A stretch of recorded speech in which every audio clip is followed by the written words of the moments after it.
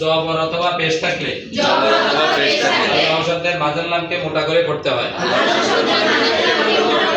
আল্লাহ শব্দের ডান দিকে জের থাকলে আল্লাহ শব্দের মাঝের লামকে পাতলা করে পড়তে হয়। কালকে এটার অনুপাতে আমরা তিনটা তাসবিহ পড়ছিলাম, মনে আছে নাকি আপনাদের? আচ্ছা, তাসবিহগুলো আমি একবার পড়াই দিই, একটু আপনারা প্রতিদিন এগুলো প্র্যাকটিস করে নেবেন। বলেন আল্লাহু আকবার, আল্লাহু আকবার, আল্লাহু আকবার, আল্লাহু আকবার, সুবহানাল্লাহি, সুবহানাল্লাহি, আলহামদুলিল্লাহি, আলহামদুলিল্লাহি। কালিমা তাইয়্যিবা পড়ছিলাম, এটা একটু পড়ে দিই। লা ইলাহা ইল্লাল্লাহু, লা ইলাহা ইল্লাল্লাহু, মুহাম্মাদুর রাসূলুল্লাহ, মুহাম্মাদুর রাসূলুল্লাহ, লা ইলাহা ইল্লাল্লাহু, লা ইলাহা ইল্লাল্লাহু, মুহাম্মাদুর রাসূলুল্লাহ। আচ্ছা দেখেন, আমি একটু নাম্বার দিয়ে নেই। এটা হচ্ছে আমাদের 1 2 3 4 5 6 7, এই 7টা নিয়ম আপনারা কে কে পারেন? না দেখে বাংলা কথা থাকবে, এটা কালকে আমরা এই কোন চিহ্ন থেকে, হ্যাঁ এটা কালকে আমরা না পড়ছিলাম, হ্যাঁ? সেটা হ্যাঁ, সব কেমনে হবে? দেখেন বড় সময় এরকম একটা চিহ্ন, এই গোল চিহ্ন, এরকম একটা গোল চিহ্ন থাকবে, আর এই গোল চিহ্নকে আরবিতে বলে ওয়াকফ। আরবিতে বলে কি? ওয়াকফ। আমি বাংলা লিখে দিই, দেখেন এই কথাটা বলতেছি আমি।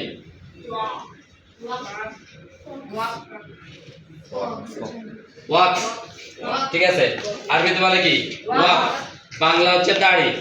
বাংলা দাড়ি বাদে কি করে আমরা? থেমে যাই নাকি? আর ইংলিশে যে ফুল স্টপ, ফুল স্টপে কি করে? থেমে যায়। তাহলে এটা ওয়াকফ মানে থামতে হবে। গোল চিহ্নকে আরবিতে বলা হয় কি? ওয়াকফ। আর দেখেন, একটা ওয়াকফ থেকে আরেকটা ওয়াকফ পর্যন্ত, এক ওয়াকফ থেকে আরেকটা ওয়াকফ পর্যন্ত মাঝখানে যে পড়া থাকবে এটাকে বলা হয় আয়াত। আমরা বলি না কোরআন আয়াত। তাহলে এক গোল চিহ্ন থেকে আরেক গোল চিহ্ন পর্যন্ত মাঝখানে যে পড়া থাকবে এই পড়াকে বলা হয় কি? আয়াত। আমরা এই গোল চিহ্নকে বলা হয়েছিল কি? ওয়াকফ। গোল চিহ্নকে বলা হয়েছিল কি? তাহলে এক ওয়াকফ থেকে অন্য ওয়াকফ পর্যন্ত মাঝখানে যে পড়া থাকবে এটাকে বলা হয় কি? আয়াত। আয়াত। এখন আমাদের নিয়মটা যেটা, সবাই একটু ভালোভাবে খেয়াল করেন। আমাদের নিয়মটা হচ্ছে যে বলেন আয়াতের শেষের হরফে,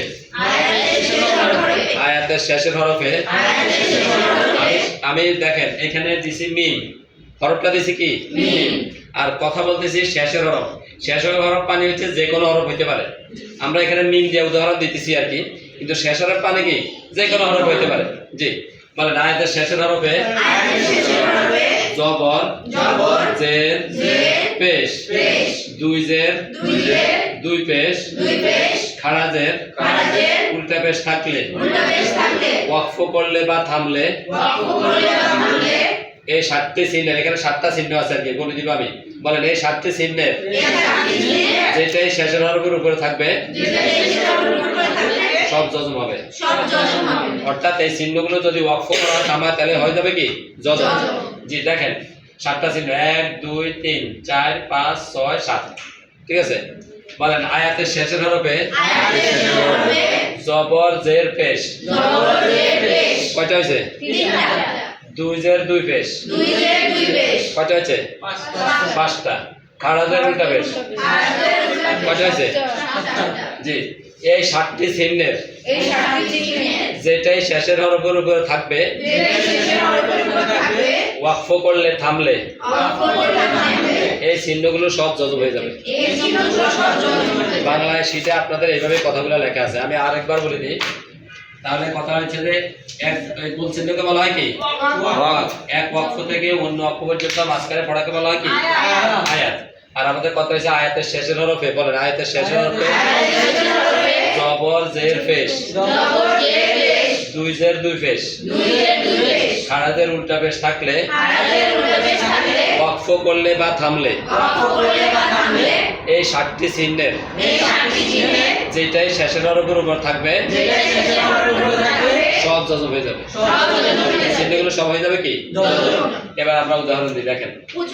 জি হচ্ছে দুই জবর আর খাড়া জবর কোথায় গেল? নাই আছে, কোথায় যায় নাই, আছে।